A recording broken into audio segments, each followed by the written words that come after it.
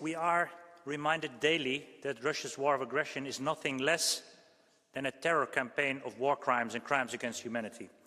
And we know there can be no real peace without justice.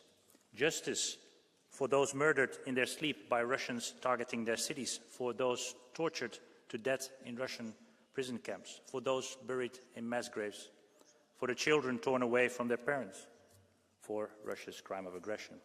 And of course, we Europeans are appalled that the naive US efforts to broker peace fail to address any form of truth, justice or accountability. Even worse, they want to reward the aggressor. Our message in this regard must remain clear. Justice can be slow and frustrating, but it's patient, unrelenting, and it does not require the aggressor's approval. There is one condition. Justice must be empowered. And here, the EU must continue to carry its weight and stand up for principles and ensure broad support. The EU must fiercely back the Special Tribunal on Aggression, the ICC and all other institutions involved in delivering justice. Because Ukraine is not only fighting for its survival, it's fighting for the principles that underpin our Union and the international rules-based order.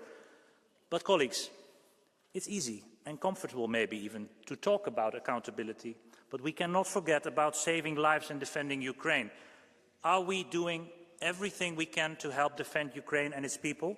We can and must do more. Ramp up production together with Ukraine, deliver air defence and deep strike capabilities, and consider to set up an air protection zone over uncontested areas of Ukraine. And Council, you mentioned the support loan. Very glad that we have it, but I want to remind you about the clarifications that the Commission gave in the February plenary on the swift adoption and use of the derogation regime laid down in Article 13.5 of the support loan. It's very important because there can be no peace without justice, but also not without strength.